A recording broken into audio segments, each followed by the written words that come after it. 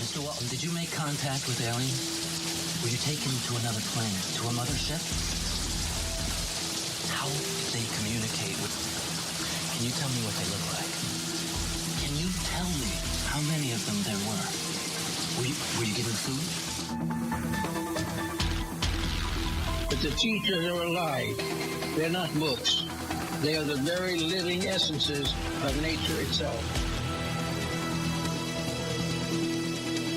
What a strange person. Unbelievably powerful supercomputer that's running our reality, and we don't have a clue as to how to operate it.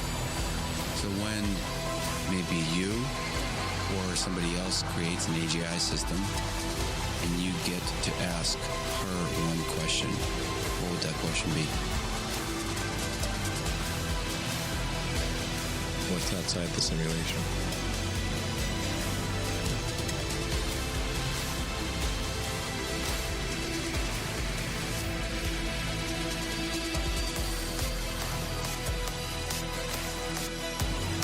Say in your mind, say to yourself, I am more than my physical body, because I am more than physical matter.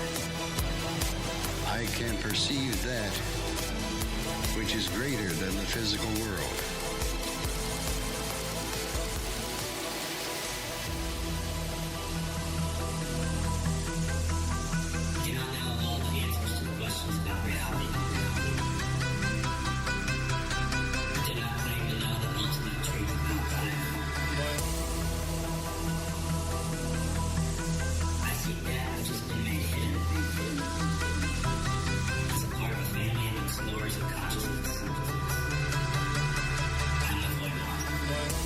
This is your last chance.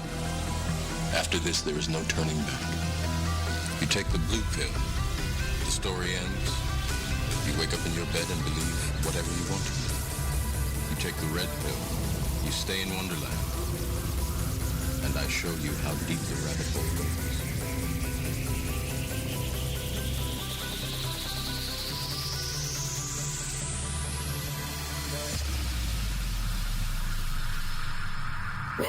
Welcome to Lighting the Void.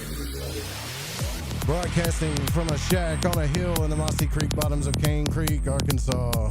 This is Lighting the Void, and it is Thursday, July the 2nd. Welcome back. We're live on the Fringe FM. Calling number for tonight is 501-777-5631. And if you want to join the Fringe FM Discord server, you can by going to thefringe.fm/Discord. Is that right?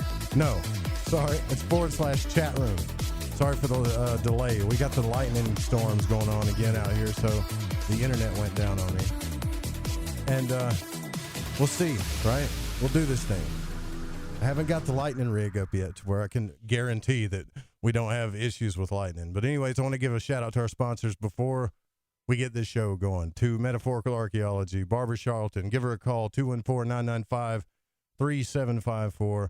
If you've had a paranormal experience that's caused you any type of trauma or post-traumatic stress, anything of that nature, that's who you need to call. You can get an EFT tapping session with her pro bono for free.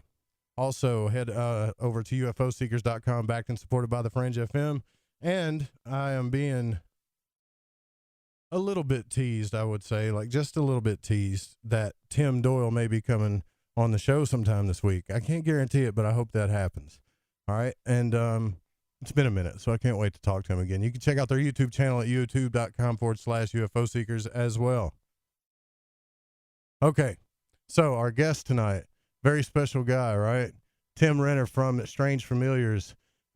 Timothy's an illustrator, author, paranormal investigator, and folk musician living in Pennsylvania, and his illustrations have appeared in the pages of various books, magazines, fanzines, and comics, as well as on many record and CD covers. And since 1995, Timothy's been making music both solo and with his band Stone Breath. Now, Stone Breath has released over a dozen albums. He's a host also of Strange Familiars podcast and makes regular appearances on the paranormal radio show Where Did the Road Go? And has appeared as a guest on many other podcasts and radio programs. Thank you for joining us, man. Sorry about the late start there. No worries. Thanks for having me. So in the podcasting world, I got to ask you, Do you feel like things are getting better? They're picking up with all this COVID stuff going on. Do you get more traffic? Just curious. I think so. Yeah, we've been trending upwards. So I believe it's a general trend for podcasting. Yeah. Yeah, me too. Like we've been getting a lot more traffic and stuff. So I was just curious on your end as well. Now, I don't do a lot of shows about, encounters, close encounters, cryptids, strange things of that nature. But when I do, I really want to talk to somebody who knows what they're talking about. And you seem to be well involved with this stuff. I think right now, my biggest question to jump this off for you would be like, what got you started in this, man? Was it did you have an encounter yourself? I grew up in the golden age of Bigfoot. Was born in 1970, so just a few years after the Patterson-Gimlin film was made, and then I grew up watching In Search of and Legend of Boggy Creek and all that great like 70s pop culture Bigfoot stuff, and really, really became fascinated with the phenomenon at a young age. Kind of forgot about it through the teenage years, girls and music and such, and came back around to it as an adult. Post internet, started looking around at some stuff and became a little bit more interested in it. And then eventually I started writing books and going out there and putting boots on the ground and seeing what I could see and experience myself. Do you do all the artwork, like for the covers of your episodes and stuff? Is that you that does that? Mostly. Every now and then, a listener or someone will do some guest art, but for the most part, that's me. Yeah. Just so you guys know what website I'm looking at, strangefamiliars.com. That's the website to go to. Really cool. Lots of shows there. Awesome artwork too. I've not had any, I'm telling you, man, the creepiest thing that I've had in real life happen to me, besides maybe seeing a black shape or something weird fall out of a tree. It's kind of like one of those deals where maybe it's because of confirmation bias or something, because I hear all these stories about like Dogman and hauntings and things like that. And I've had a few experiences here and there in my life. I'm not going to lie, but it's always been something like subtle, like a black figure maybe, or maybe some eyeballs, or maybe a lanky shadow that walked by. But I've never seen a Bigfoot, never had an encounter with a Dogman, never had anything just too crazy happen, right? So when I hear stories about this, it's not like my mind goes to where it says, well, it's just not true. But I can tell you that there is something in my mind that because it hasn't happened to me, it gives me that doubt. You know what I mean? Sure. Yeah. And I've met and spoken to countless witnesses who would have said the same thing before they had their experience. I mean, I've talked to, hunters and policemen and stuff, people who just before thought there's no way this can be. And then, unfortunately, those folks can sometimes be the ones that get shaken up the most when it does happen, because it really just shakes their world when they see these things, whatever they are. What do you think, based on all your experience with this, is the most common encounter that people have that is probably the most believable, the one thing that that happens the most common? Is it shadow people or Bigfoot, or is it something else? I hear a lot of shadow people, but the thing that's most consistent with me, and maybe it's because I talk about it on the show a lot, is light phenomenon, like mysterious lights. Not necessarily UFOs. A lot of times it's orbs in the woods and things like that. But yeah, I'd say light phenomenon probably. Lake phenomenon, really? Yeah. Oh yeah. That's interesting, because I was talking about that the other night. Well, we used to go down to the creek down here, and it's like way off in the woods in Grapevine, Arkansas. And there's this place called the Ford that we used to swim. There's a swing and a swimming hole and all that, fun redneck stuff. And the only crazy monster or whatever thing I've ever seen in my life fell out of a tree. 3 of us saw it, fell out of a tree and swam. It wasn't an alligator, but it had like a square head, a body like a fish. It had legs. It just didn't look right, man, and that's the craziest thing I ever saw. But that's interesting that you say that it's like water bodies and stuff. I wonder why that is. You think?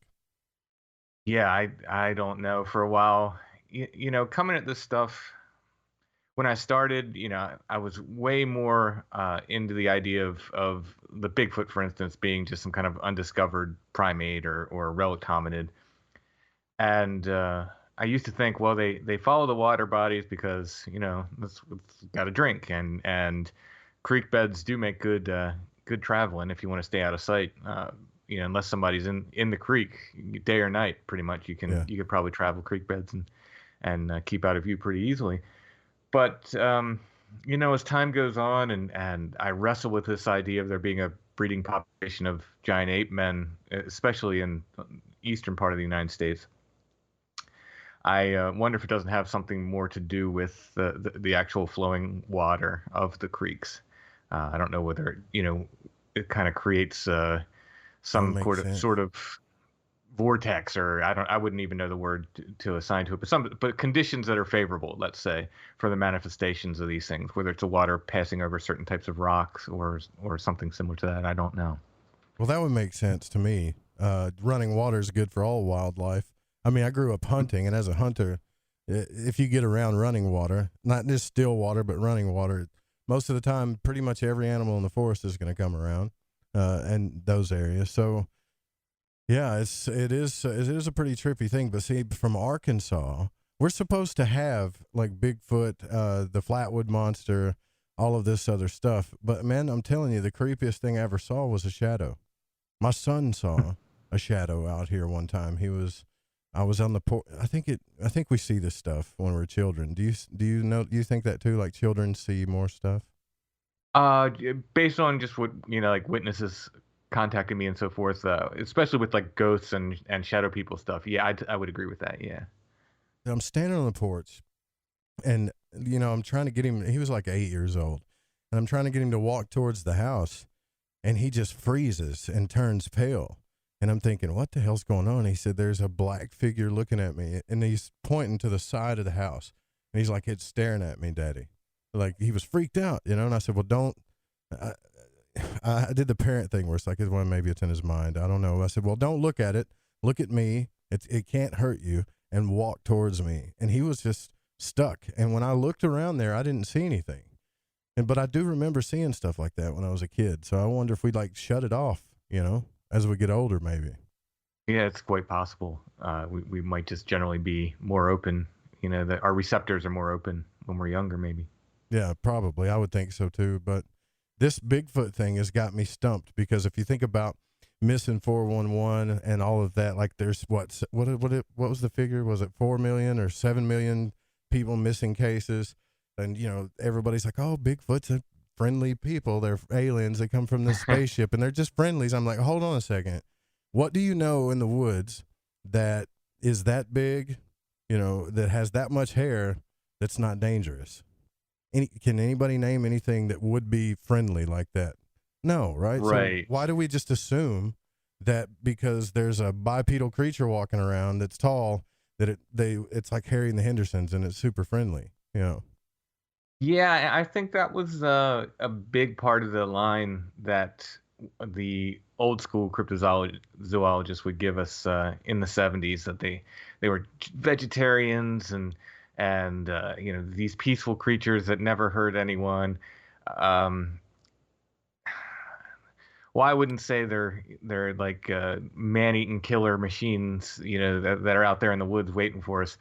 I would say they're very capricious, and I've spoken to enough witnesses who have had negative experiences where I'd say, you never know what to expect from, is what I would tell people, and be very, very careful. And I have talked to one person who I do believe, who said he was attacked by one.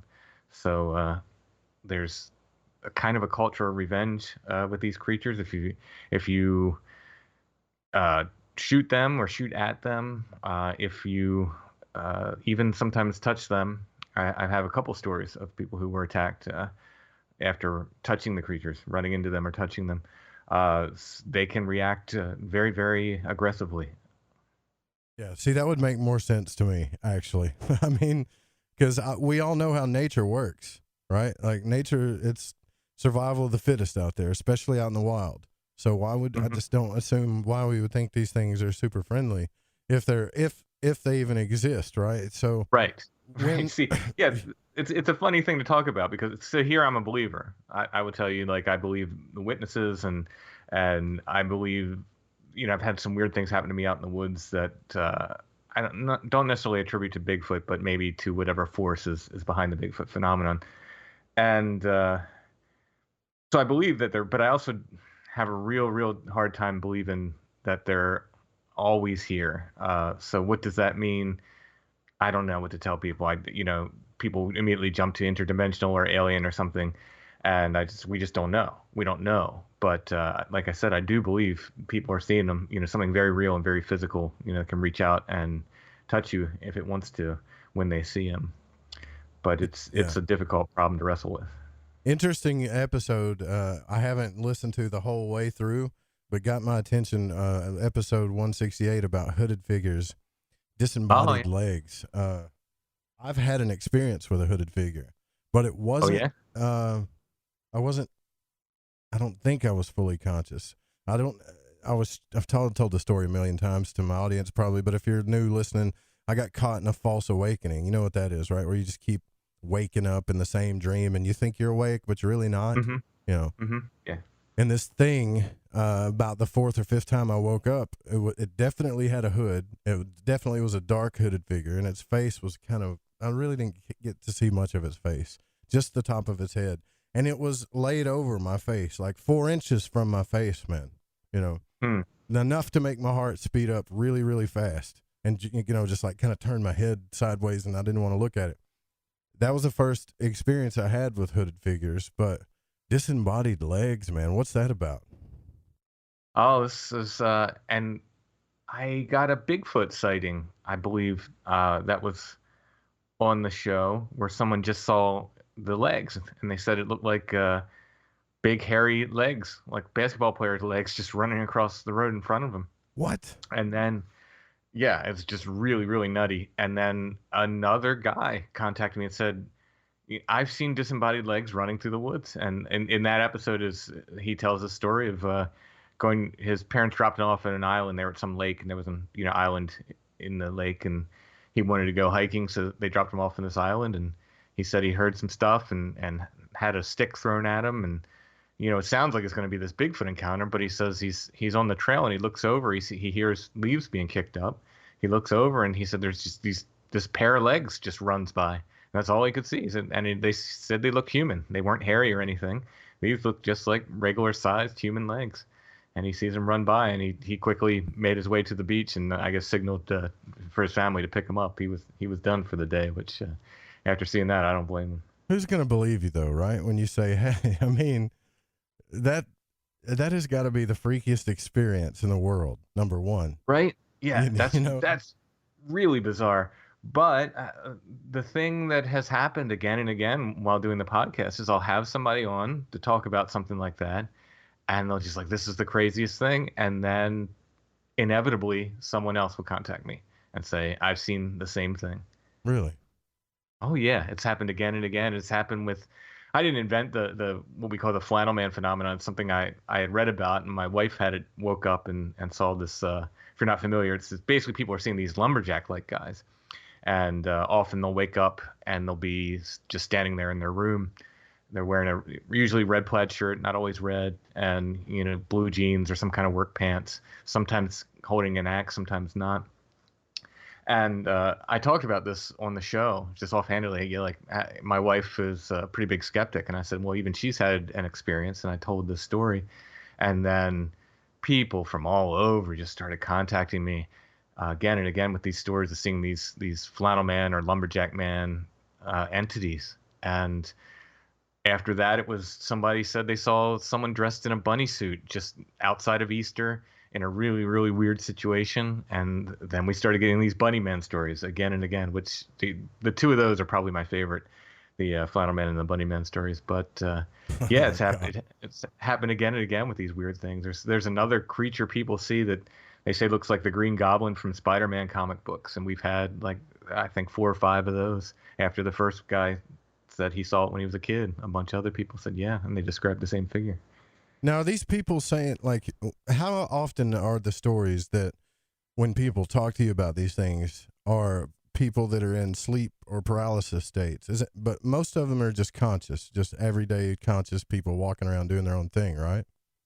Well, So a lot of times this will happen when people wake up. So it's hypnagogic or hypnopompic in that sense. But the people that I talk to are usually very adamant that they were awake, that this wasn't a sleep paralysis episode. However, sleep paralysis goes hand in hand with this stuff. It's one of the questions I regularly ask of my guests, no matter what they're on for. If it's UFOs, if it's Bigfoot, if it's ghosts, I try to ask them, have you experienced sleep paralysis in your life? And a great percentage of them say yes. I would say probably 80% or more will say, yeah, I have. And it leads me to believe that sleep paralysis isn't necessarily an explanation for these things, but it's somehow connected to all this stuff. Yeah, because most of the stuff I ever saw that was strange in my life was definitely, I mean, like I can tell you this time, and maybe, I don't know if you ever heard anything like this, because I haven't listened to all of your episodes, but they look incredibly interesting. Like every single one of them is, yeah, it's enticing for sure. And look, I was asleep when I was a kid one time. When I was a kid, I was afraid to fall asleep. A lot of kids are like that. They don't want to lay in the dark, and they need some kind of noise because they start hearing stuff. But anyways, I would freak myself out so bad that I would start seeing things like peek out behind the closet or my chest of drawers, like literally with my eyes open, see stuff looking at me. And then I would, pull my covers over my head. And I swear, like 3 or 4 times, I had this thing that felt like it was just a massive bumblebee, like flying around, and I could feel it like flapping on my ears and stuff like that.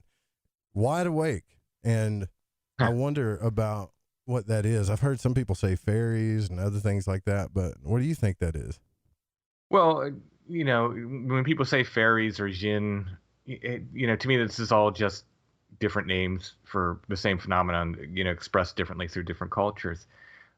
So yeah, maybe it is something like what people call fairies, but wasn't nice. I do. That's for sure. I do. What's that? It wasn't nice. Was not nice. No. Yeah. Well, yeah. The idea of a nice fairy is kind of a post-Victorian invention. I mean, there were a few in folklore, but a lot of them are kind of nasty subjects. But no, in any case, I think those zones, that kind of in-between zone, as we're going off to sleep or as we're just waking up, you're prime in that sort of liminal state for experiencing this stuff. And I don't know if the other, that's just what I call that, whatever force is behind this stuff. And I tend to believe it's all connected, UFOs, Bigfoot, ghosts, fairy phenomenon, et cetera, I tend to believe it's all connected by something, whether it's one thing taking on different forms or a group of things. But in any case, I just call it the other. I think when we're in these in-between states, waking up, going to sleep, I think we're especially open to it, whether it can come through easier to us at that point, or it's a sort of out-of-body thing where we're getting out of the confines of our body, and then we're able to experience this stuff more. I'm not exactly sure. So you think it's all connected? Do you think that we could possibly be creating this stuff with our minds, or is it already there? Like, do you think that there's just this other realm of stuff that's already there? Yeah, the sort of co-creation theory is very interesting to me. I feel like there is an other. It's separate from us.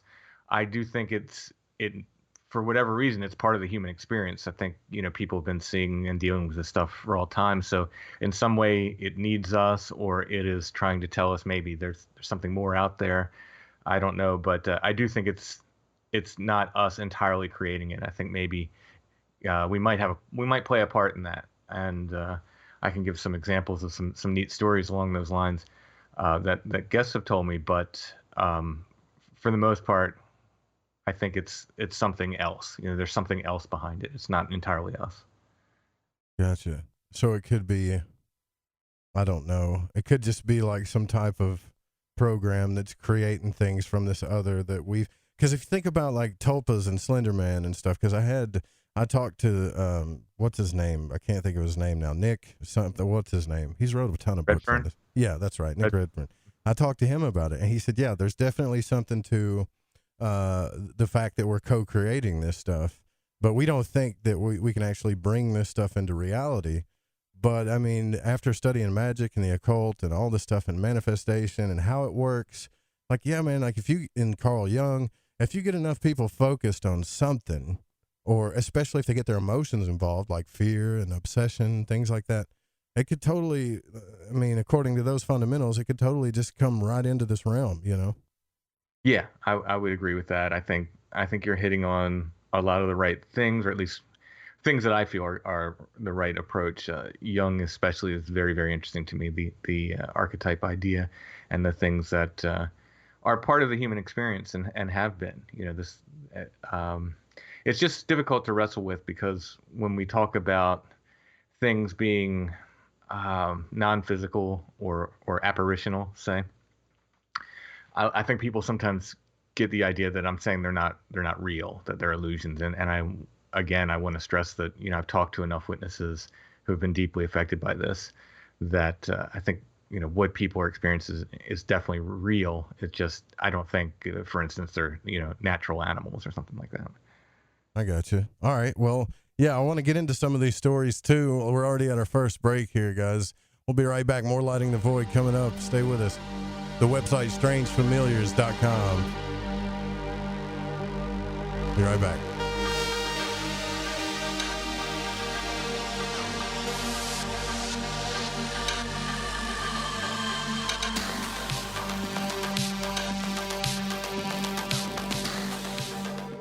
Hey, this is country music singer and void walker Jason Benoit, and when I need my fix on the world of magic and the capabilities of the human consciousness, I listen to Joe Roop right here on Lighting the Void Radio. This is Barbara Charlton from Metaphorical Archaeology. If you've ever had a traumatic paranormal experience, the effects of it may stay with you for years. Who do you talk to? You can't go to conventional help. What we do is we use emotional freedom techniques or tapping to actually neutralize the effects of that event. Maybe when you tell the story now, your heart races and your palms get sweaty. You don't even want to think about it because you don't know how to neutralize that. That's what EFT tapping does. It neutralizes those emotions. The circuit that was recorded on is gone. The energy flows freely and you're free of it. And that's what emotional freedom is all about. We offer this as a pro bono service, but this is something that I offer because no one, it seems, is helping people with these experiences. If you'd like to reach me, it's really easy. My cell phone is 214-995-3754. Please leave a message. I will get back to you as quickly as possible. Or you can email me, barb.eft@gmail.com. And EFT stands for Emotional Freedom Techniques. Reach out to me. It's confidential. This works. You won't believe the results. All right, man. This is Crow 777, and you are listening to The Fringe FM. Hi, folks. It's troubling times, and fear is pushing emotions, which in turn pushes health the wrong direction. Do you ever get an ache because life is uneasy? Try Life Change Tea at getthetea.com. Life Change Tea works on your digestive tract, helping to move food through quicker and comfortably so your health is spot on. Life Change Tea may not help with world issues, but it will help with your digestive issues. A glass a day helps keep the intruders away. So, change your life today. Log on to getthetea.com. That's getthetea.com. If your health game is off, get on by ordering Life Change Tea. Getthetea.com. And while you're on our site, look around at the great non-GMO organic supplements. And if you're a sales shopper, go to our specials page and see what's for you. I've been drinking the tea for 12 years and I'm sure glad for its health benefits. Again, that's getthetea.com. Getthetea.com. The tea that makes you go. From a cave in the depths of your mind, it's Lighting the Void with Joe Roop. The Fringe FM isn't just a radio station. We also provide services for all your audio production needs. If you are interested in live radio or pre-recorded podcasts, we're here to help. We even do audio enhancements and voiceovers if needed.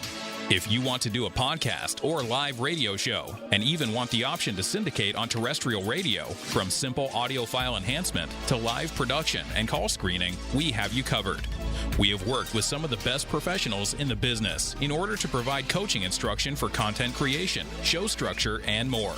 Contact The Fringe Digital Media for more at info@thefringe.fm.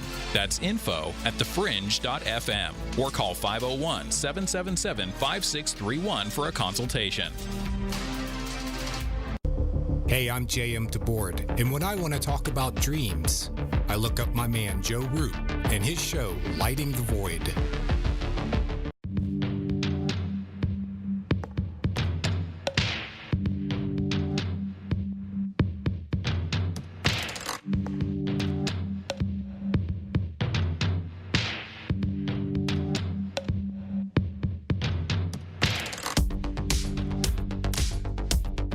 All right, welcome back to Lighting the Void. Oh, man, Tim Renner from Strange Familiars podcast is here. StrangeFamiliars.com is the website. Most of you, if you're into the paranormal, cryptids, hauntings, anything strange, you know exactly who I'm talking to. You got quite a fan base, man. I'm sure you're aware of that, though, right? You already know that. You got a pretty big fan base. It's been growing. Definitely been growing. Yeah, like here lately, I've been trying to tell everybody too, like if you want to do a podcast or a show or do some type of creative thing, now's the time to do it, for sure, with the COVID stuff going on. But yeah, so before the break, we were talking about stuff like the in-between state, like sleep paralysis state, things like that. And we started talking about tulpas. I'm just curious as to, I know it's weird. I know it's even weird to bring up in our conversation, but things like COVID, if you think about, like, if we can create tulpas, like Slender Man, things like that, then we could totally create diseases. You ever notice how, and I'll get off the subject really fast, but I'm just wanting you to comment on it. But you ever notice how the more we fear something, the more we create it as a society, that it actually just comes into existence? Yeah, I mean, it's terrifying. Yeah. Yes, I have noticed that. Yeah, and fear is addictive too, right? You get a bunch of people talking about it like, oh, yeah, man, it's, that's some scary stuff, and it's swine flu. Next thing you know, it's COVID, then they're talking about swine flu again. And the guy that I talked to last night, R. Thorson, he was like, yeah, these are spirits that are translocating and stuff. Like, we're definitely creating and moving this stuff around. And I really feel like a lot of this stuff, paranormal activity, hauntings, whatever you want to call it, is either people astral traveling or us creating stuff in the collective unconscious so deep based on our emotion that we're not even aware of it. Like, I'm totally convinced of that for the most part. Yeah, I mean, I think that could be a huge part of it. I know the phenomenon is reactive. I talked to a Irish monk on the podcast. His name was Brother Richard, and he had just a wonderful, wonderful approach to this. He deals with part of his duty is to deal with hauntings and sometimes even exorcisms if needed, and help people who feel they're being plagued by the supernatural. But in any case, he really kind of settled my opinion on this stuff. Like, I would go out, and because of some of the experiences I've had, I would go out almost expecting to be frightened when I was out, digging into some of these areas, and it made for not the most positive way to go out. But he kind of helped me adjust my thinking, and kind of helped me realize that if you go out there looking to be scared and scared of what you're looking for, you quite possibly are going to get what you came for. Since then, I've gone out and I've kind of been a lot more positive and open and lighthearted about it, and the experiences have kind of changed a little bit, and they've become more lighthearted. More lighthearted. Okay. Well, that's cool. But I guess that makes sense too, because, like the guy I was talking to last night, he said when you astral travel or you have an out-of-body experience, there's this realm that he kind of referred to as like Dante's first realm of hell, where he actually talked about these black figures, or he said sometimes they were even shiny. Have you ever heard anyone talk to you about that? Like shiny black figures, not just black, but kind of shiny as well. Yeah, well, I get a lot of what people say will call blacker than black figures. They'll say it's blacker than the night around it. It was like almost like absorbing light. It was so black. But that sort of astral travel thing, I've had a number of people tell me, and I've never been able to do it to my knowledge. Some people, I was on some show, I think it was called Nox Mente, that's all about dreams, and I think they told me I might be lucid dreaming and without out of body projecting without knowing it based on my dreams. But I'm, as far as I know, it's not, nothing I've ever done. But guests having told me it seems like when you get into that state, you do catch the attention of things. And I've had a number of people talk about these entities that seem to be drawn to you when you're out of body or when you are astral projecting. Yeah, they said that too. They said that you might actually be doing that, huh? So Nish, yeah, I know. I'm very familiar with Nish and Jerry. That's a pretty good show. They like to talk about. I mean, we like to talk about that stuff too, but it's I think more than anything, what we want nowadays is we just want the truth, like it's really cool to talk about this stuff. It's really cool to get into it. It is, right? I mean, it just is. But now more than ever, I think people, man, they just want to know, all right, like what the hell's really going on, right? So is this real? Is there such thing as a Bigfoot? I think there's so many paranormal teams and investigators out there, and they all kind of like talk about each other. Well, you're not doing it right, and this one's not doing it right. And man, to be honest with you, I'm not even interested in that as much as I am interested in somebody's experience. That's kind of like why I dig what you do. I just want to hear the stories again. I can usually tell if somebody's being real with me or not. Yeah. Oh, yeah. Yeah. And well, that's the key, I think, that this witness experience, because there's not a lot of physical evidence for this stuff, at least as far as like what I call like a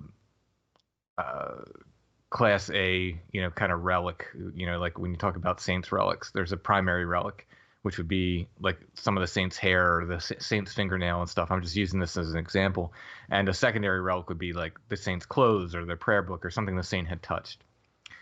So what we have as far as evidence as regards the paranormal is by far, for the most part, these secondary relics. The great example is, casts of Bigfoot footprints, or fingerprints of ghosts, or these different sort of secondhand or secondary relics that we have.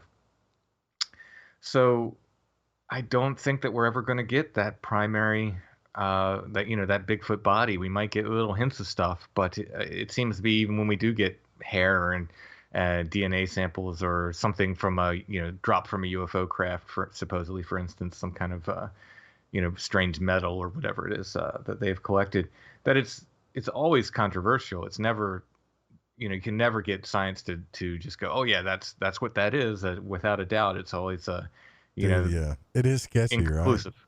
Right? Yeah, it's always yeah. Like when I went to, and I love the people at board camp, right? But we go out, we see these things. Oh, look, there was these branches bent over, and now the next day there's gifts out there. I'm like, okay, well, yeah, that's weird, but what would be more weird is if I actually saw the branches bending, And I don't know why my brain goes to that. It's like, why are we not catching this stuff? Like, why are we not catching it in as much as this stuff is out there? Not saying it's not real. Of course I'm not. I believe it's real. It's just like, what is it about the phenomena that makes us to where we're not catching it in action for the most part, Yeah, it's very, very rare. It's very rare. And it seems to have the advantage of working through time in a different way than we do. It'd be easiest to say that everything's ultra fast, but I'm not exactly sure that that's the case. But it seems to have some kind of knowledge of time that's beyond ours, because it seems to predict what you're going to do. Often, it seems to, have friends who have these weird like gifting exchanges going on, and they try to like sort of outsmart these, and they believe they're Bigfoot creatures, but they're not seeing creatures. They're just exchanging gifts with something, But again and again, they say, like, if you try to trick it or get ahead of it, it's always one step ahead of you.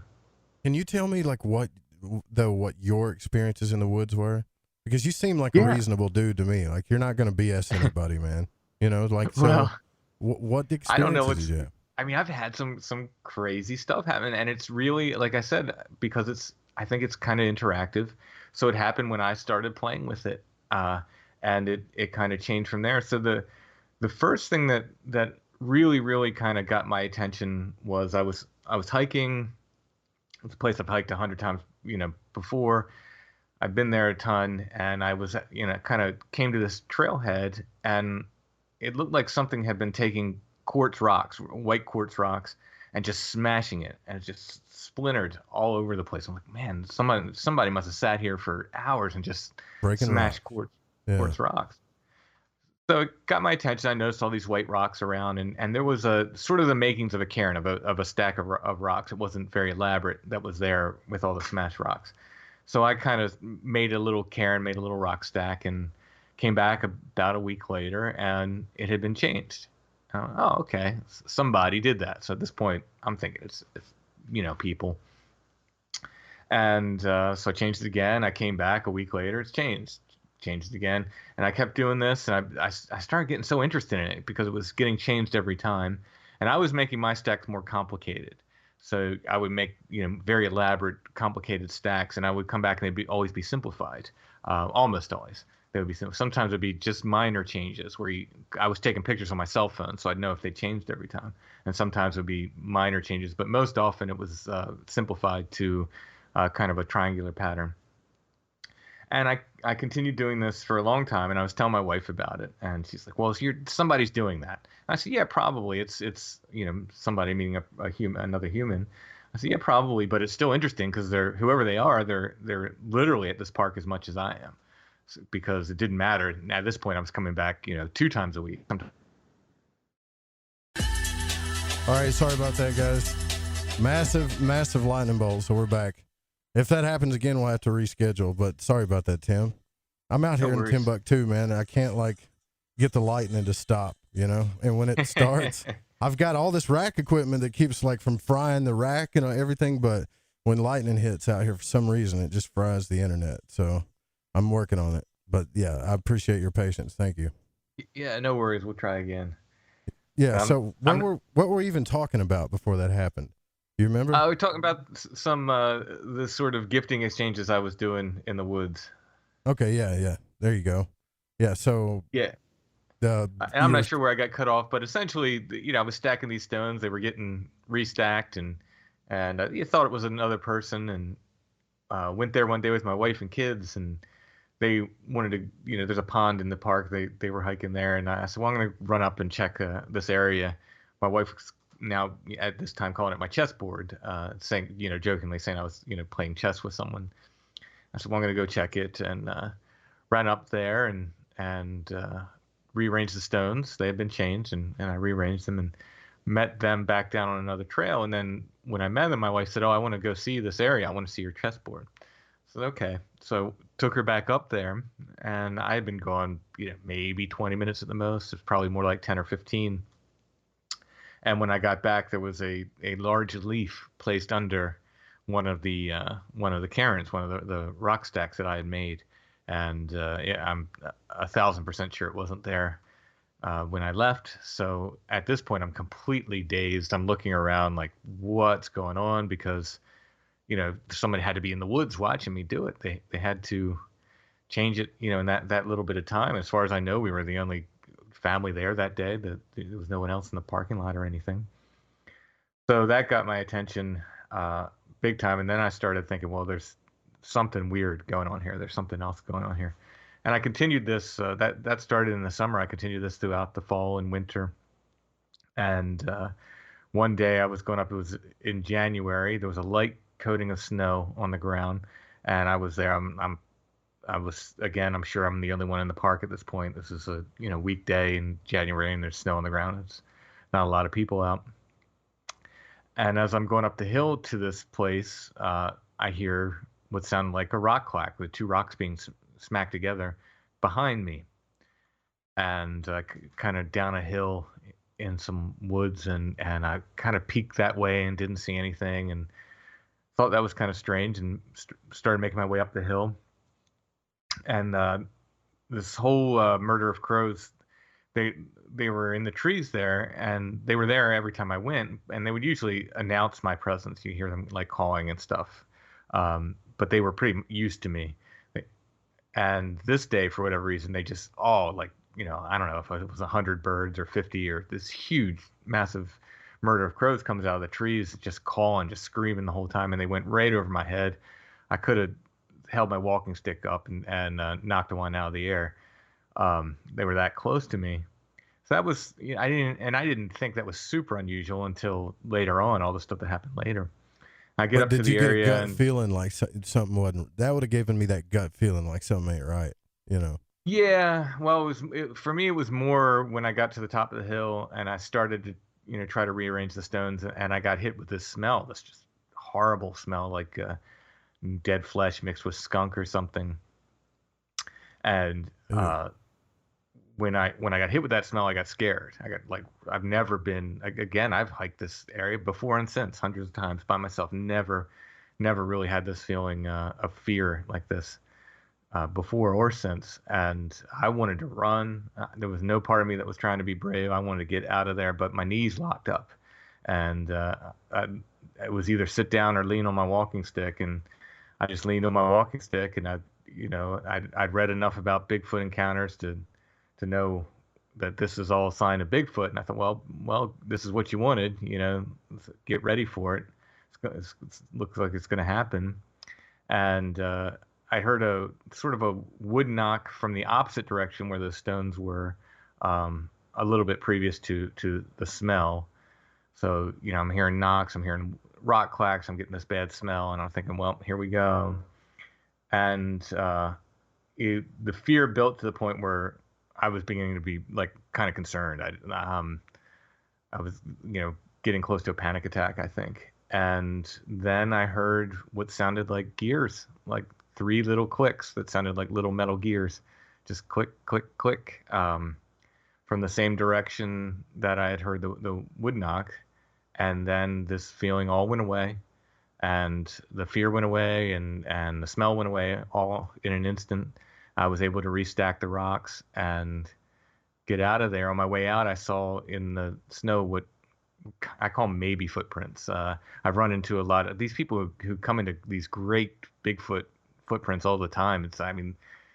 They're super lucky, because I've been looking and looking and looking, and I haven't found one castable print myself yet. But I've found a lot of these what I call maybe footprints that look pretty convincing. Maybe footprints are more realistic to me, anyways. You think? Yeah. Yeah, I'll say this. I have some friends who are very into tracking and so forth, and I've shown them pictures of a lot of Bigfoot trackways and stuff, and they've not always, but they've often said it's too perfect. Something's not right there. But whether that means they were hoaxed or whether that means print, you have to have the perfect depth of mud, the perfect depth of the perfect weight to push down. It just, some of it looks, I'm going to be honest with you, some of it looks like it's man-made. Yeah. Just be honest with you. Yeah, I definitely agree with that. And that may be a whole other thing. There may be a connection between hoaxing and the phenomenon itself. But in any case, that's another rabbit hole. Yeah. But so I found these maybe footprints, and I just wow, it looked like they came off a game trail, went across the main trail and up into a cornfield. There were maybe 2 or 3 of these footprints, the huge stride, probably 7 foot. Well, no, probably 5 to 6 foot stride on these things. They're about 16 inches long. And again, they're just they look foot shaped, like barefoot shaped, B-A-R-E, not B-E-A-R. Right. So they look like a bare human footprint shape, but just, it wasn't that defined because the snow was just a light covering rather. You see claw prints in it? No, just looked like, just these foot shaped impressions in the kind of bare spots in the light snow. Gotcha. But so I continued this rock stacking exchange for another little while into the following spring, And one day I cut myself because the quartz was really sharp. It had really sharp edges. Cut myself pretty bad as I was stacking them and bled all over the rocks. And I thought, oh, this is gonna this should really like amp things up. This will make things crazy. And never had anything else after that. It stopped, at least at that location. Huh. I think it moved locations, but as far as there, I've never had the rocks change again. Now, have you yourself laid eyes on, have you had a real encounter though? Like I laid eyes on this thing, whatever I've it was. seen weird lights multiple times to the point where, yeah, I can't guarantee it, but I could tell you probably 50-60% accuracy. I could take you a place, at least when there's not leaves on the trees, where we'd see weird lights. And even recently, I took some friends there, one of whom was very skeptical and very much thought he was gonna. He's one of the guys that looked at the Bigfoot tracks that told me they don't look right. Yeah. He's very skeptical and thought he was going to debunk it. And by the end of the night, he was on his knees trying to grab these lights out of the woods. And these are not fireflies; they're like orbs. They're like ping pong ball sized orbs. They were coming that close to us. So, the lights I've definitely seen. I've seen eye shine. I've seen something, and I hesitate to say what it was because it was so quick. It was very big and was gray and black in color, but it was so big. I'm not going to tell you it was Bigfoot or anything else. It was just big and quick, and it shot. I was heading south on this trail, and it was going the same direction. It was ahead of me, and it moved so fast that I couldn't be sure what it was. That's what the people in Arkansas say down here too. The ones that have seen it at Board Camp Crystal Mine, they said that they saw something move across. The mailman down there said it saw something move across the road that got across it's a wide gravel road too, man, but made it across it in like a second, but in 2 steps too, was moving that quick. Yeah. Whatever this was perfectly silent. This was real brushy. It's not a well-traveled path. It's actually an old road that was closed down, but there's not much of a road left there anymore. It's barely a path at this point. And this thing shot so quickly away from me. The only reason I saw it is because I just heard a little rustle in the brush, and I looked up ahead of me, and it was I want to say maybe 50 yards to 100 yards ahead of me on this trail, and then it just shot. Again, it was in the same direction I was headed. It just went forward, but it was so fast. I can't be sure what it was. My mind went to. It was funny. My mind went to moose because I'd seen a moose in the wild. My friend lived in Western Massachusetts for a while, and we'd seen a moose up there, and it had if you're not used to the gait of a moose, it's different. Growing up on a farm, you think a moose is like a big horse or a cow or something, but the gait's a little bit different, and it's odd, and it struck me as just an odd looking creature when I saw it. And so whenever I saw this, whatever it was, that's the first thing my mind went to. It was like moose, because it was huge but obviously we don't have moose in Pennsylvania, so I don't know what it was. Yeah, see, but that what you're talking about sounds real to me. That's a real story. That really happened, I've heard some stories, like take Dogman, for instance. You've heard some of those stories, right? Some of the stuff that people say and swear by is like it came out of a comic book almost, man. Not saying comic books aren't cool, because they are cool, but just the detail of the story, what happened and everything. Man, I've been in the woods my entire freaking life, and I might have had some weird experiences like you're talking about, right? But not anything like Dogman stuff. But I don't even think this is what Dogman country's like up north or something too, isn't it? I'm not really familiar with it. I have issues with Dogman. Not that I don't believe people. I just, if we're gonna talk about Bigfoot being a natural creature, there are at least things that kind of look like Bigfoot in the fossil record. There's nothing that exactly matches, but there are upright walking things that at least kind of look like Bigfoot there. But there's nothing that looks like a bipedal canine in the fossil record. And in fact, I often argue that, a dog is, evolutionarily speaking, a dog is a pretty efficient critter. And if we're talking about something that, evolved wide shoulders and fingers, opposable thumbs, it's like, why? Like, why did that? What was the evolutionary push for that to happen? It just doesn't make a lot of sense to me. So, but we do have a perfectly good, folkloric precedent for Dogman all over the world, and those are werewolves. So, I think whatever people are seeing, whatever they're talking about, are the same things. Our ancestors called werewolves. I think there's a desperate need for people to think of them as natural animals because they think somehow they're gonna prove these things exist, and I just don't think it's gonna happen. I think whatever they're seeing is exactly what our ancestors called werewolves. So, what is that then? I don't know. It's obviously people have been seeing them for hundreds, thousands of years. Right, yeah. I wonder how much of this stuff though that you've talked about with people could possibly be related to occult activity. I mean, I hate to go down that road, but I am curious about it.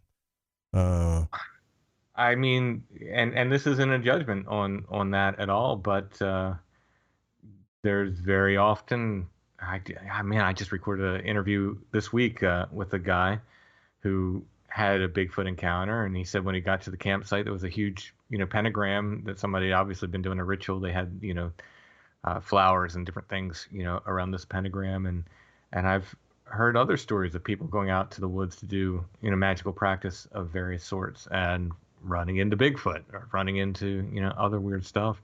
So, I think I often say when you start messing with this stuff, and it's very, very compelling. So I never fault anyone for doing it. I'm not lecturing people. This is just sort of my experience. I'm an occultist myself. I don't. Yeah.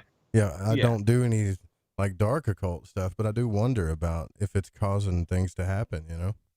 Well, I think it's, I've described it like putting on the One Ring, in the Lord of the Rings. It's like you start messing with stuff, you put on the ring, and the great eye is going to turn your way and look at you. Right. Yeah. That does make sense. Yeah. Because, well, if you read all of the occult text, and they talk about the astral light, the astral realm, they call this the astral light. And any Rosicrucian or occult text will tell you that once you start, like casting circles and doing protections and banishings and things like that, that you're creating this astral light. So you're protecting yourself, but these entities also maybe wouldn't have paid you attention before, but now that you've made this beacon that they see you. It's kind of like when you throw dog food in a pond and the fish swim towards it, Mm-hmm. Mm-hmm. Oh yeah. Yeah. And there's there's pretty explicit rules our ancestors laid out in dealing with this stuff. And if you break those rules, you tend to get your butt smacked. And there's a reason why this folklore lived on, I think. And this coming from someone who broke the rules and got his butt smacked. So Yeah, you did. What did you do? Like specifically, can you talk about that?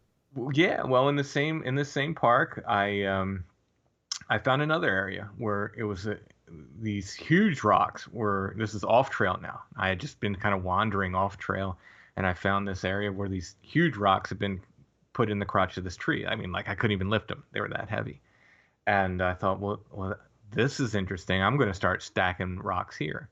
So I started stacking rocks on top of it. Now, in this area, it's like no matter what I did, the rocks were cleared off to the original 3 stones. So I could leave a huge stack or a small stack. It wouldn't matter. One rock on it. It would be, next time I'd come, it'd be cleared off back to its original state. These 3 big rocks in the middle of this tree. So I had read this book called The Messengers about owls and the UFO phenomenon. And in that book, one of the witnesses talks about seeing owls, and she said, whenever she wants to see an owl, she just says out loud, I would like to see an owl today, and she sees an owl. Now, this is a little bit new agey, but I'm not above experimenting with this stuff at all. So I just finished reading this book, and I said, again, it's just the same area. It's called Hex Hollow here, where all this stuff is going down. And I went there, and I said out loud, I would like to find some antlers because I collect and have collected since I was a kid, just like skulls and antlers and stuff I find in the woods. Never gory stuff. If it's still got flesh on it or something, I don't take it. It has to be clean and sun bleached for me to take it. I'm not into gore. Right. Oh, I'm not either. I don't blame you. Yeah. So I said, well, I don't necessarily want to see an owl today, but I want to find antlers. So I said, I would like to find antlers today. Said it out loud. Felt like a fool, but nobody's around, So I say it out loud to the woods, and I go walking. I'm taking the trail up to my chessboard, and I see something off the trail, kind of fluttering in the trees, and I thought somebody had either picked up their dog waste, or sometimes people would change their kids' diapers and just tie them in a plastic bag and like leave them on the side of the trail. And I was, that's what I thought it was. So I thought I'm gonna have to clean up after these people. Like I'm a little irritated at this. So, but as I make my way off trail, I see it's not a bag. It was the entire tail section. I still have this. It's the entire tail section of a barn owl, which are white.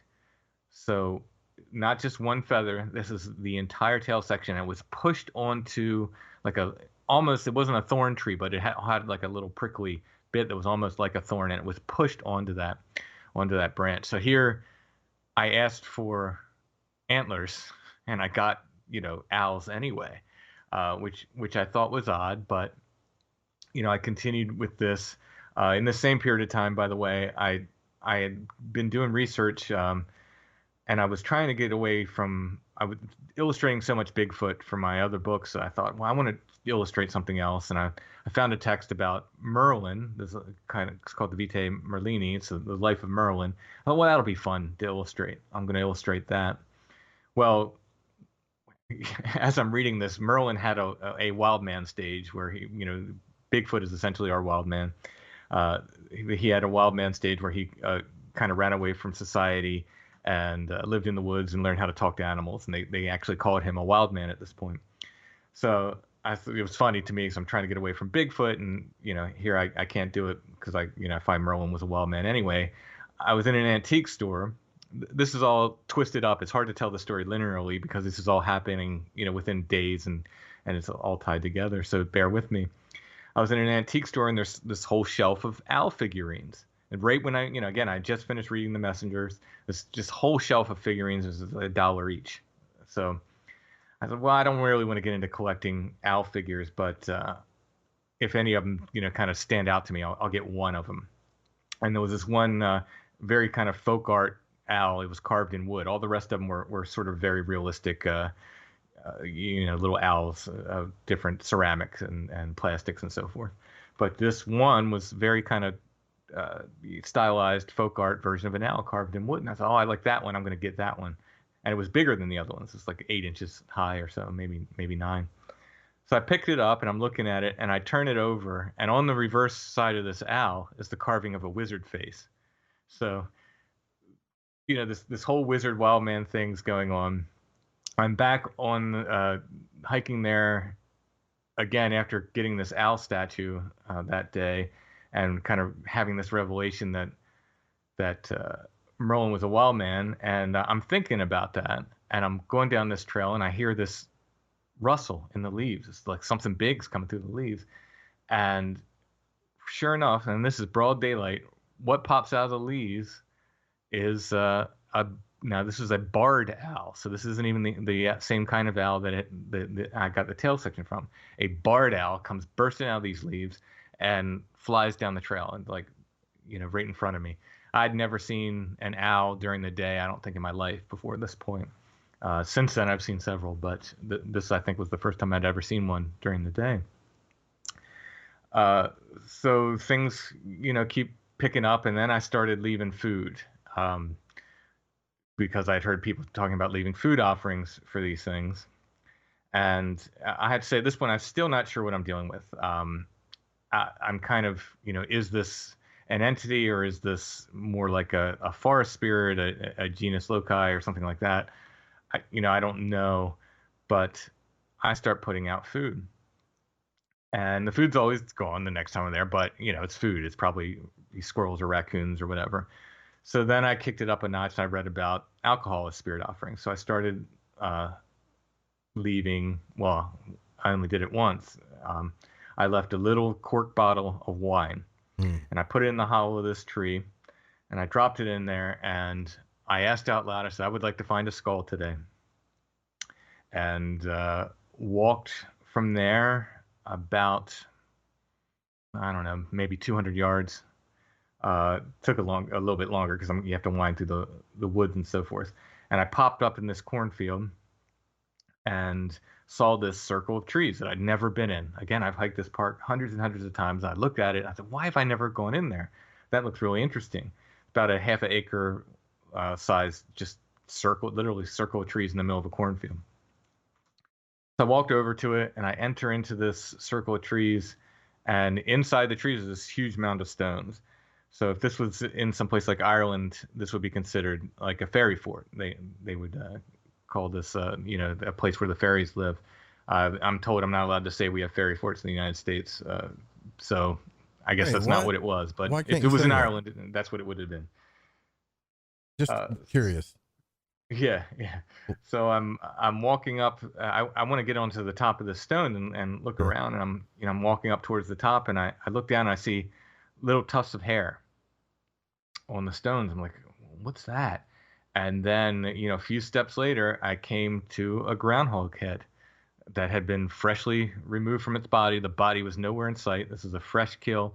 The jaw had been ripped off. The jaw was separate from the head.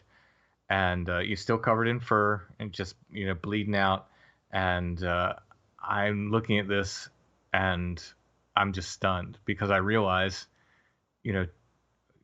10 minutes before this, I asked for a skull. And I was given a skull. I was given exactly what I asked for. It just happened to be covered in gore. I wasn't specific when I asked. And really freaked me out. Completely freaked me out. I backed out of that circle of trees, kind of looking around like I didn't know what to expect. I'm half in shock at this point when I realize this. And I sort of make as I'm backing my way out of there, I realize that I'm now at my chessboard, that old area, and I realized that circle of trees is where I heard the wood knock sound and the clicking gear sound those months before. Now I don't know if that's connected or not, but that's the direction from which I heard it. I don't know if it was exactly in there or not.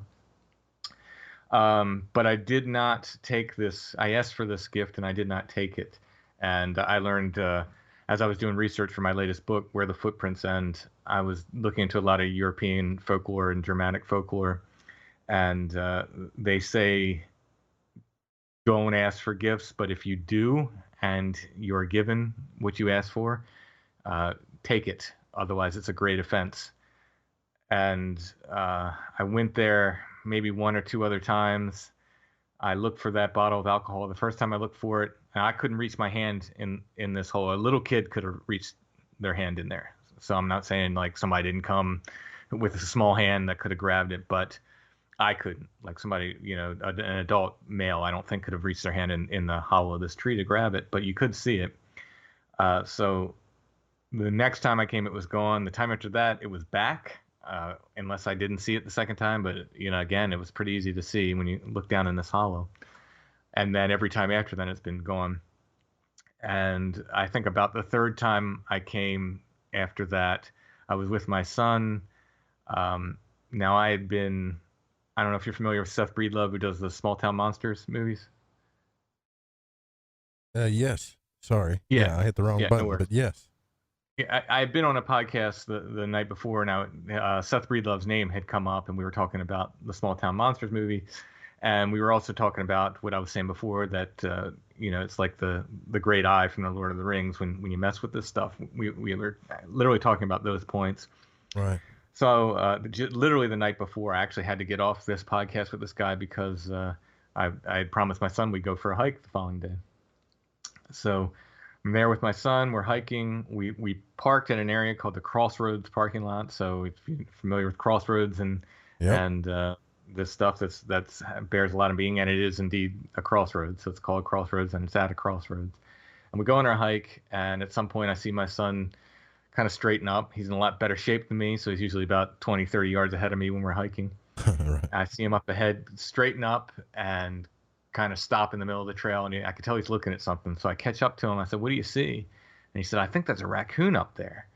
And sure enough, it was. And he took a couple steps towards it. I said, "No, we're not. Raccoons shouldn't be out there in the day. We're gonna take another trail here." But as we start to back up, this thing starts kind of trotting at us, and growling and hissing and stuff. And so I told my son, I said, "Run." And he takes off running, and I took a couple steps and looked behind me. I thought, I'm not outrunning this thing. By this point, it's in full run, bolting towards us. So I just squared up, and I carry a big walking staff with me, and this thing came at me, and I had to break its back. This is not, I don't know if it's luck or skill, but I just broke its back with a walking stick and caught up to my son. And it didn't touch me, but I was hiking in shorts. I had open cuts all over my leg from thorn bushes and stuff. So I did end up having to get rabies shots after this. But in any case, called up to my son and made a joke without even thinking. I said, "Oh, my only regret is I didn't yell, 'You shall not pass,' before bringing my staff down on the top of the thing," right. Making a Lord of the Rings reference without even, thinking about the night before. And then we got back to the parking area and called a park ranger, because I figured they want to know if there's been an animal attack.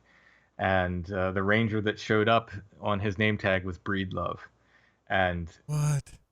It's not a common name at all. If you look under York County, Pennsylvania, you look under the parks, there is a Ranger Breedlove. I'm not making this up. So this guy shows up. It says Breedlove on his name tag, and I just about lost it, because it just seemed like this is too much. There's too many coincidences, too much synchronicity. Yeah. And my feeling, my serious feeling was that this all had to do with me not taking that gift. Once I read that folklore, it kind of put it together, and I think I offended whatever it was behind this stuff. And it took me a long time to sort of get right with that area again, to sort of feel like I could hike there again alone, at least, and not worry about it. I still get unsettled sometimes when I'm there. It's a very, very unsettling experience. Well, first off, how rare, so this was a raccoon that attacked you, right? I'm just assuming, right? Mm-hmm. So know how rare it is for a raccoon to take off at you like that. Like, yeah. They don't attack unless you corner them most of the time, Yeah. Yeah. And this was, looking back, I'm glad it came after me, because I was able to handle myself and take care of it. But 2 minutes after I broke its back, this woman comes jogging down the trail. I'm thinking, man, she had, if it attacked her, she had no walking stick or anything. There've been bad news. And then there were little kids too, just like the next trail over as we're walking out. I see this whole family with like little kids. I'm thinking, man, I'm glad it was me, because I'd hate for them to get attacked, because you don't want to. Raccoons are small, but you want to mess with them. No, we used to coon hunt when I was younger out of high school. We did it for competitions, and I seen a few of them fight dogs, and the dogs lose every time. Like they they're destroy the dogs. Like we had to take them to the vet because they got a million cuts and bites all over them and get shots, and you don't. Yeah. It's bad. Yeah, there's some raccoon attack videos on YouTube that are horrifying. You can see like people having to deal with them, and it's not something you want to mess with, and so certainly nothing I'd like to see attack a kid or something. Well, honestly, like as an occultist, I can tell you that you're probably 100% right. Like that's how that stuff works. People think that like if you mess, you piss a spirit off, that you're going to get attacked by some black figure with green eyes or something, but usually it's just the spirit of something that it seems just like damn bad luck or something, something like that happens. Mm-hmm. Yeah. And again, I had just a sick feeling in the pit of my stomach when it happened. And it took me, some time kind of looking back to the whole sequence of events. And again, after I read this, this folklore and dealing with these, they call them land wights or earth wights, these earth spirits that you know, if you do ask for a gift and they give it to you, you better take it. And I said, boy, didn't I do the wrong thing? And this is, again, I look at this as like our ancestors dealt with this for, you know, thousands of years before we did. Mm-hmm. And there's a reason this folklore exists. They, you know, there's a matter of truth to it in a sense, I guess. Well, yeah, well, I guess you know now from here on out. See, the thing is like protection's cool. All this stuff is cool. You can work with planets, you can work with elements. Most of the time, that stuff it's never going to hurt you. It's probably going to help you, if anything. But when you start messing with spirits, and that's what people like to, like we had Stephen Skinner on here too, and that's all he does is mess with spirits, man. Like invokes spirits, does these massive operations and makes deals with them because he gets stuff out of the deal, you know. But he's very practiced at it. But people, I'm not even going to say you were dabbling. I don't think you were dabbling, man. I just thought that you just made a little mistake, and that's it. I wouldn't call it you were doing dabbling, you know. I mean, I was, you know, to me it was kind of a fun experiment, and it, you know, it's fun to do this. That's why, like, I tell people to be really careful, but I'm not going to sit there and tell anybody not to do it, because boy, is it fun. You know, I've had a lot of my listeners start, you know, similar kind of gifting programs, but I just say, just be careful, because, you know, it's so capricious and it can change on a dime. I collected a lot of these, you know, similar Bigfoot gifting stories where people will talk about gifting with these creatures, and often they'll stop for whatever reason. There'll be stories of people who, for whatever reason, they can't carry on the gifting exchange any longer. They get drafted into the military, or somebody has a heart attack and goes in the hospital for a time, and so forth. And it seems like bad stuff happens. Their livestock will get killed, or, you know, they'll start, you know, getting harassed, or if someone different moves into the house, they'll report being harassed by, you know, what is attributed to the creatures by knocks on the house and footsteps on the roof and so forth. But I'd argue that's the same kind of stuff you get from poltergeist activity. But in any case, they report, you know, being harassed by whatever it is, and the flesh and blood Bigfoot people say, well, they got used to your food, and now you've taken this food away, and they're throwing a tantrum because they don't have your food anymore.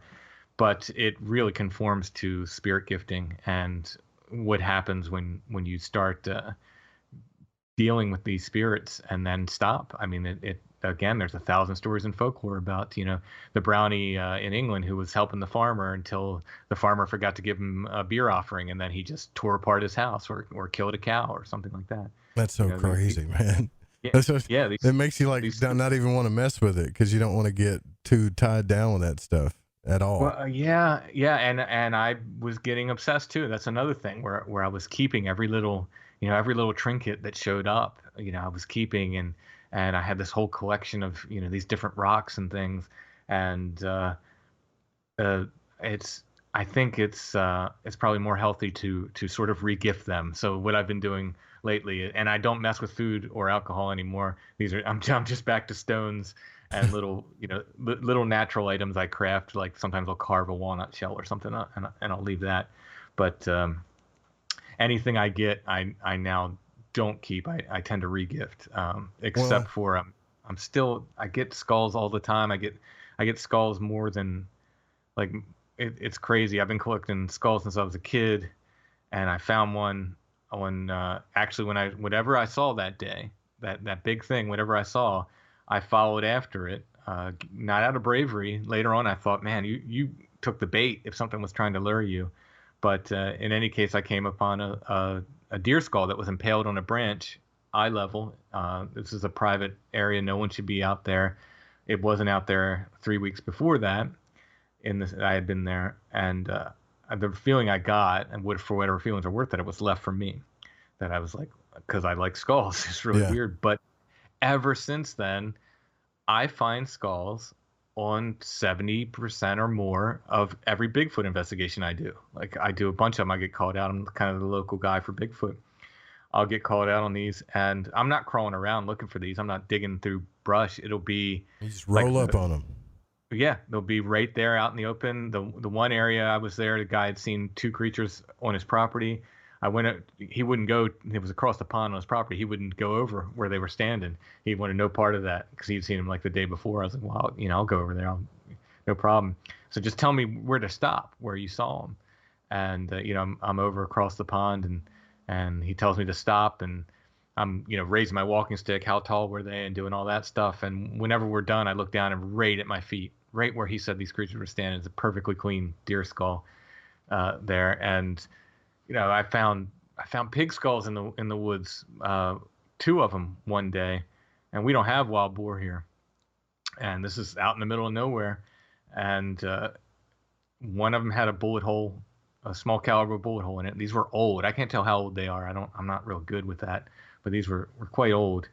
One of them had a small caliber bullet hole in the forehead, and but the interesting thing is, I had collected a story about this area because I've written so many books about this area called Toad Road. I've written 2 books about it, and one of the stories I collected was an old newspaper article from 1909 about a kid who was butchering pigs out there and had dropped his revolver, and it went off, and it shot him right above his heart. I think he died, but they specifically said in this article he had butchered one pig and was getting ready to butcher another. So to find 2 pig skulls in this area, like, it meant so much to me just because of this article, and again, we don't have wild pigs. There's not a pig farm near there.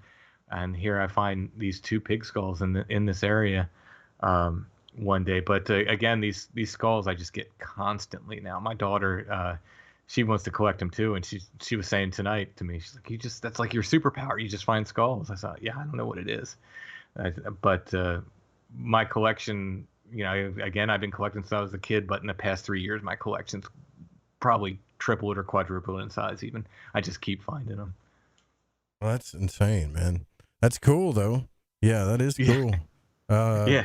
We got to take a break. We missed one, but that's all right. So, yeah, we got to take at least one break here. This will be our last one, too, and we'll be right back with Tim. You guys stay with us. All right? We'll be right back.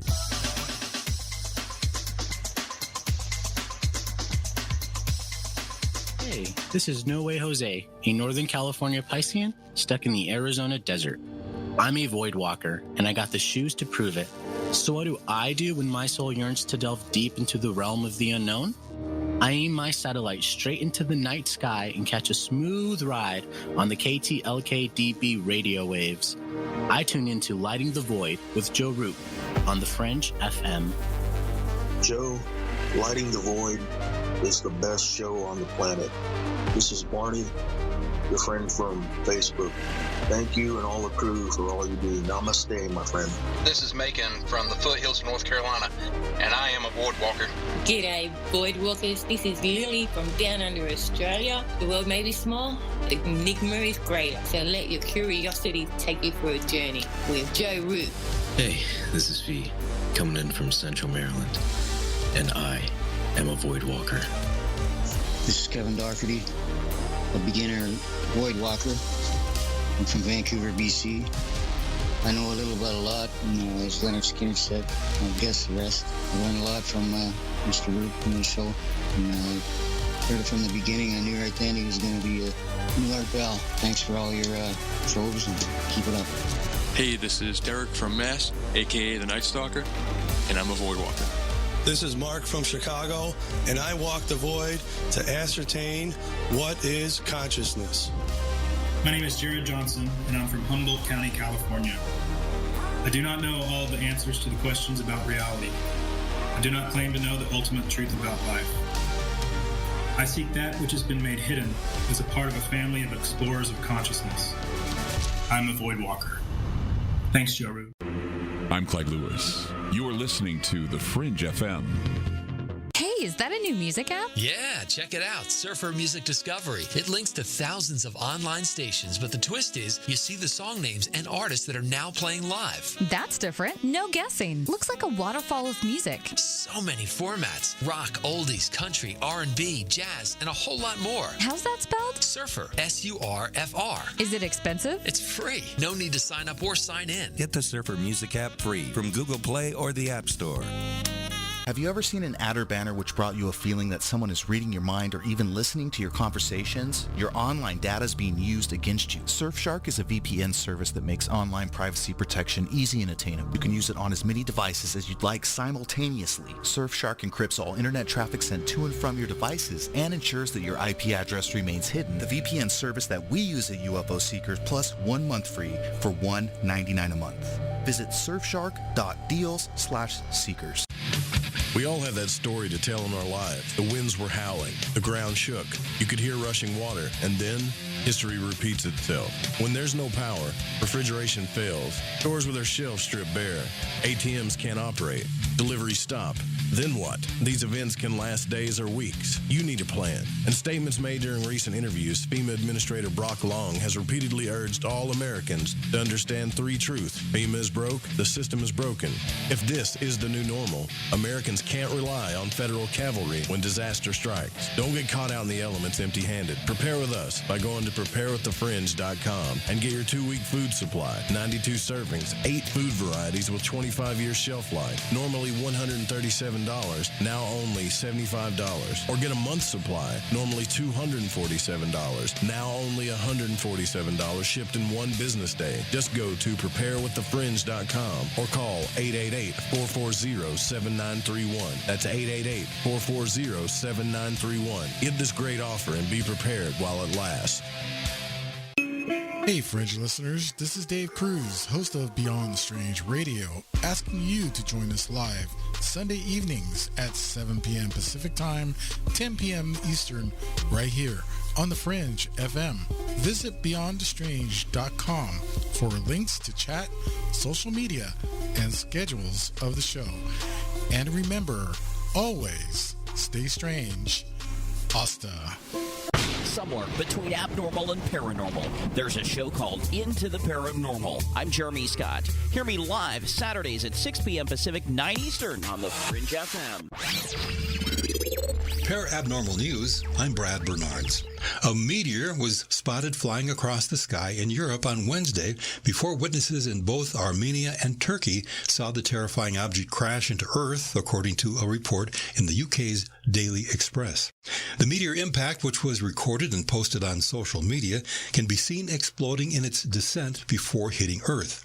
Videos on social media show the moment the apparent meteor bursts apart in the air with a huge boom.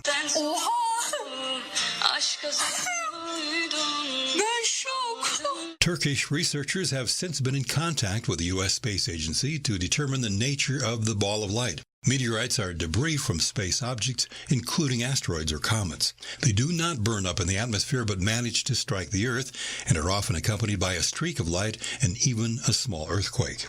Turkish news outlet Hürriyet said the meteorologists described the footage as what one would expect from a meteor shower. The sun has been pretty quiet lately. Over the last few years, its flare activity has been relatively weak and infrequent, but it may be about to kick up again. On May 29th, it was filmed spitting out its biggest flare since October 2017.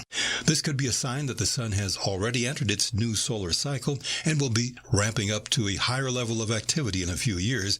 The sun seems pretty consistent to us here on Earth on a day-to-day basis, but over the years, astronomers have ascertained that it actually goes through 11-year activity cycles with a clearly defined minimum and maximum.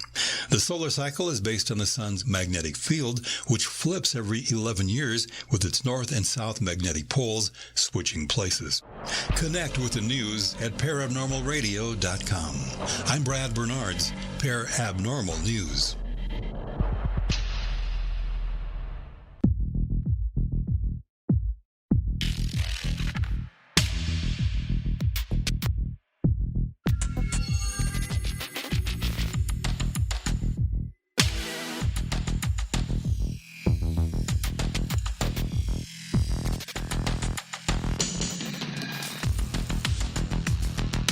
Welcome back to Lighting the Void. Tonight, a very special guest. Interesting stories, too. Pretty scary stories. Timothy Renner is here with us. And this book that he just wrote called Where the Footprints End is... I'm really interested in it. I like the cover about it. What about What do you cover in this book that you think other people that wrote about Bigfoot don't cover? What's your unique position in this book? Well, a great majority of the books that have been written about Bigfoot have been from the angle that it's some sort of natural creature. And in order to put this point across, many of these books have done what I call weird washing. They've taken any of the weirdness out of stories, and they've presented the stories so they sound like people just saw a gorilla and that's it. But we talk about a lot of these strange stories, which include, UFOs and these other weird phenomenon. And we talk about the way Bigfoot is connected to folklore all over the world. These wild men that, by various names, we've only called them Bigfoot and Sasquatch rather recently. And, but every culture, essentially everywhere in the world, has a wild man. And they all seem to act and have many of the same traits. The idea that we could catch or kill one of these things really kind of only pops up around the time of Darwin and after. Before that, it was sort of accepted that they were something else. They were part of the landscape of the other. These fairies and goblins and giants and these other weird creatures. These wild men were part of that. So we look at it in that aspect. We look at it in folklore, and we talk about, again, a lot of these weird cases that the flesh and blood Bigfoot people would rather not talk about. Okay, yeah. Well, that's cool because it is. And so you wrote that book. You wrote what else did you write? You wrote Beyond the Seventh Gate. Don't Look Behind You. That's a good name for one too, right? Yeah. Beyond the Seventh Gate and Don't Look Behind You are all about that area, that local area called Toad Road, that where I saw that whatever it was, the big whatever it was, and where I found that first skull. Those are kind of two books about that. So they're kind of more local focused, but I think they're broad enough where they can appeal to people who don't live here locally in Pennsylvania as well. And then I've done two collections of old articles from 1800s to early 1900s that seem to be about Bigfoot. One is Bigfoot in Pennsylvania, and these are old newspaper articles I've collected. And then the other is West Coast Wild Men, which is California, Oregon, and Washington State. I'm going to do the whole country eventually. I'm going to try anyway. So as a paranormal investigator, though, and I have to ask, because it's been a long time since I've spoke to a paranormal investigator of any type on this show. Usually we talk about consciousness, things like that. What do you think the one thing that most people do wrong? Just in my opinion, I think there's so many assumptions that, that's spoken as fact when there's really not any, and I hate to sound nerdy about it, but the kind of scientific investigation or variables removed, what's your thoughts on that? Yeah, I think a lot of people, they start with a conclusion and work backwards. In other words, they start with, Bigfoot is an ape or a relic hominid, and then they work backwards from there, and they try to make all the evidence fit that hypothesis instead of just looking at the evidence and going, this doesn't fit that. This is really weird. Honestly, kind of same thing with ghosts. And then this is a fight that I probably am not willing to have, just because it's so entrenched in ghost culture that the assumption is that everyone's dealing with the spirits of dead people.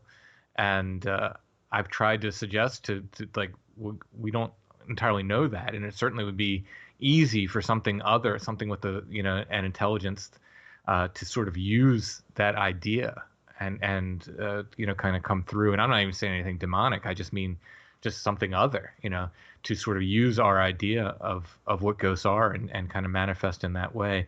But I don't think I'll ever break that down. The ghost hunting people are very, very entrenched in the idea of it just being dead humans and nothing else. Couldn't be anything else. But there's a lot of assumptions that are made. And again, people work backwards to say,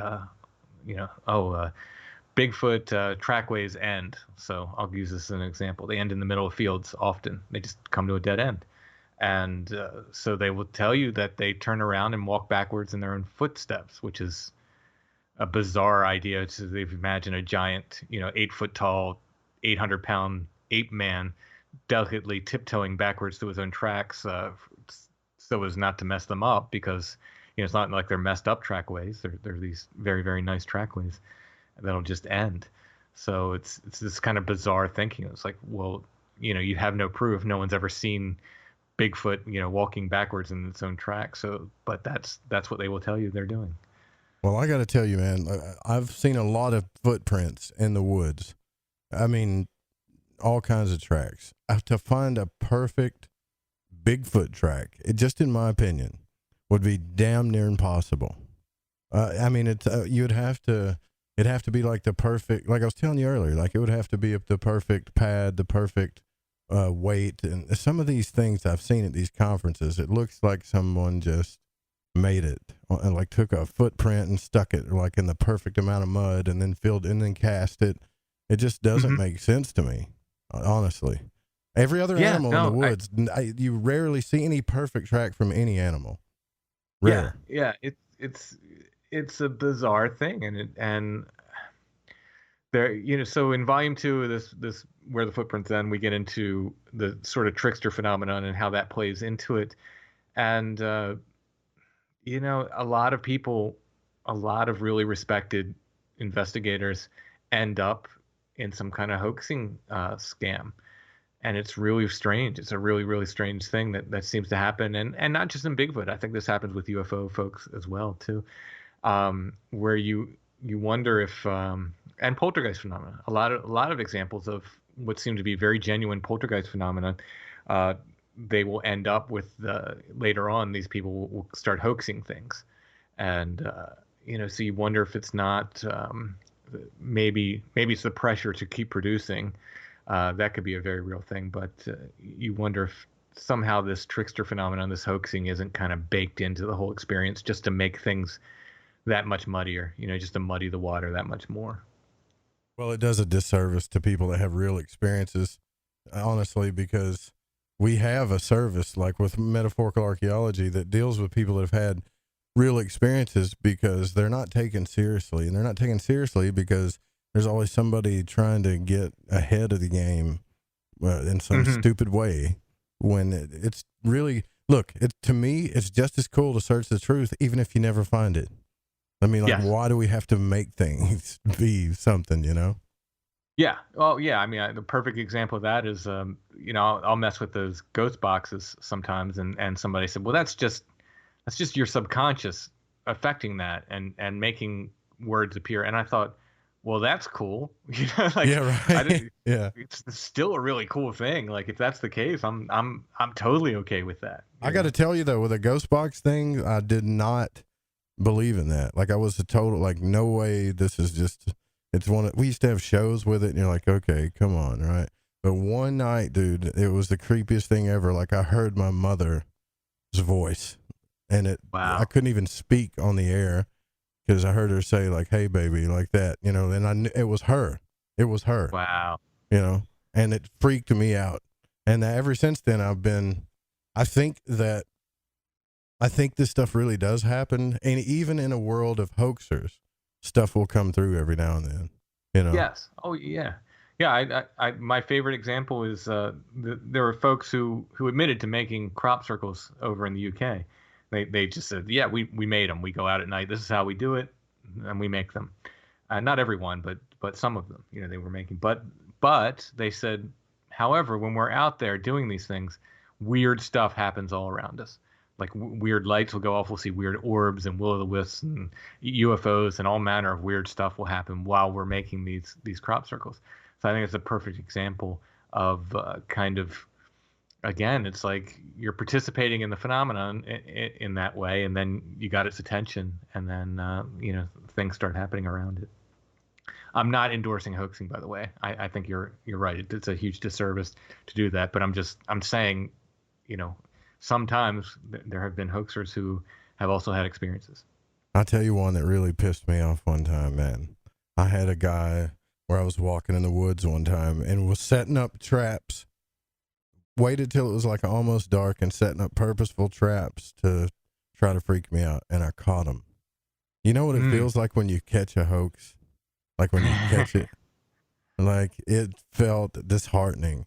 And they were telling me stuff like these rocks and boulders are getting thrown at you, and I was like, okay. And so I'm walking down this ravine, and I see him like purposefully step on a stick where he had this stick that was sitting up, like propped up a hill with a rock on the end of it, like a big quartz kind of boulder.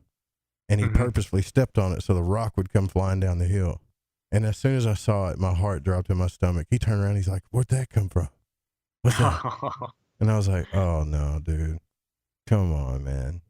And I didn't even, to this day, I haven't even, it was so embarrassing. I was so embarrassed for him. I didn't even say anything. I still haven't said anything. That's how messed up it made me feel. Yeah. That's kind of, that would be a weird one. I haven't run into that. I have run into some footprint photographs where I had to tell people, I don't think so. And you just don't want to, like, you're just like, yeah, that you don't want to say anything, right? You're like, yeah, that's cool. Yeah, that's nice. And you just want to get the hell away from it as fast as possible. And then I'll get a ton of photos of it. What I call them like leaf face photos, where people just like, looks like they just went out in the woods and took a picture of like a clump of leaves. And they're like, see it? Do you see the creature in there?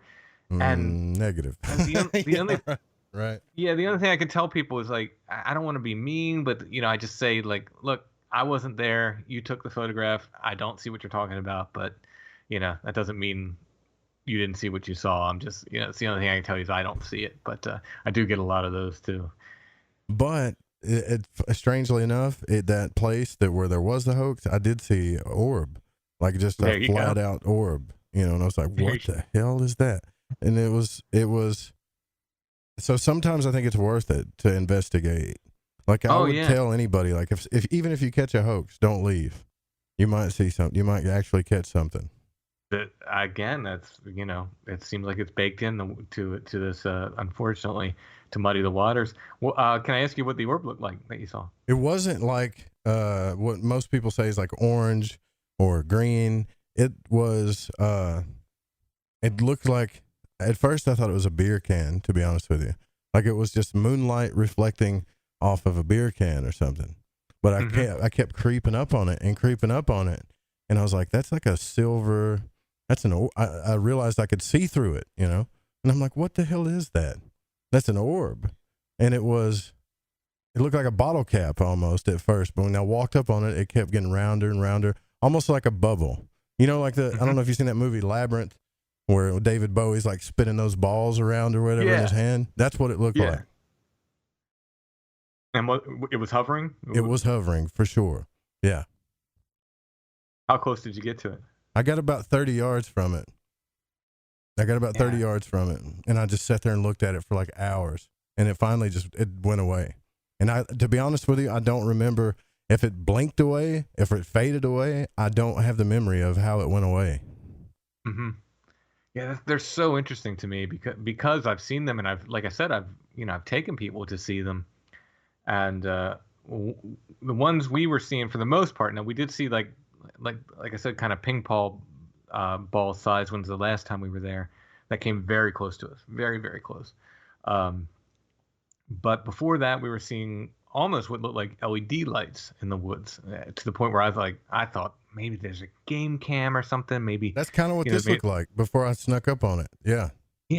Like maybe there's somebody out there with headlamps. I didn't know what it was, but the thing that really freaked me out, because we're trying to figure out what it was. The first time I saw him, I was with a friend. He had a 10-mile military grade green laser with him, and those are awesome. I said, do me a favor, man. I was like, hit one of those lights with that laser. Let's see what happens. And, it took him a while to train in on it. You had to kind of but when he hit them, you could tell, because they would turn red. So they would turn color, and they would aperture out. And he did it multiple times. About, anywhere from like 20 seconds to a minute later, they would blink back on. And, he did it again and again and again. There were 4 or 5 lights. And actually, the longer we were there, the more lights lit up. And every time he hit one with that laser, it would do the same thing. It would turn red and kind of aperture out. And I just don't know any man-made light that does that. No, it doesn't. But that is pretty cool, man. And look, I'm glad that, there's like you're out here doing this stuff, because there's just some fanatics out here that are, yeah, they'll do confirmation bias, stuff like that, but you're like a straight up dude that's had real experiences, and you've had some real experiences with spirits in the real way, like the practical way that stuff happens. And yeah, man, like I think you just keep up the work for sure. Definitely. Yeah, I intend to. Yeah. And so are you planning on writing any more books after this one? Oh yeah. Where the Footprints End Volume 2 should be out before the end of the year. And then I have a book I'm writing on that Flannel Man Phenomenon, and more Bigfoot. I thought I was going to be done with Bigfoot after these books, but I have more to say. So I think the highlight of the night for me is disembodied legs. That's something I don't want to see. I don't want to roll up on that. Truly freaky. It's truly freaky. And to have, like I said, more than one person contact me and say, yeah, I've seen that. That's what kind of blew my mind. Yeah, for sure. And listen, thanks for coming on the broadcast. I'm sorry we had like all these technical difficulties and things of that nature. But actually, before we go, I got one last question, because I didn't really get to, and we just got a few minutes to answer it. But earlier you said something about that you were told that you couldn't say that this is like a fairy patch or something like that, or a fairy bed. Fairy fort. Fairy fort, right? What's that about? What are you talking about with that? I guess it's a cultural thing. Just that. Are you asking what a fairy fort's about, or why I'm not allowed to say it? Pretty much why you're not allowed to say it. Yeah, I think it's a cultural thing. I think it's kind of like people saying like there's just not that history of fairy encounters in America, and fairy forts in Ireland were often the location of like literal Iron Age forts that had just were just ruins and stuff. So I think that the idea is that we don't have that history here necessarily, but certainly, like I said, if you would have picked this area up and moved it to Ireland, it would have been considered a fairy fort. Yeah, well, that seems practical to me. Don't you love the experts? There's so many experts out there, right? They tell you how things are. Yeah. Mm-hmm. But yeah, thanks for coming on the broadcast, man. Strange Familiars, the podcast. You guys check it out. We'll leave the links there, the books as well. And yeah, we'll have to do it again, man. It was fun. Anytime, just let me know. You guys, thanks for having me. Yeah, thanks for coming on. And you guys, I will leave, like I said, all the links there. Thanks to Pacho for making this happen. Music was by Stevie and Chronox. Stay tuned for the Secret Teachings with Ryan Gable. Please don't copy the show without written permission. Thanks to the patrons, all you guys in the Fringe FM chat. We'll see you guys tomorrow night. Same time, same channel. Good night.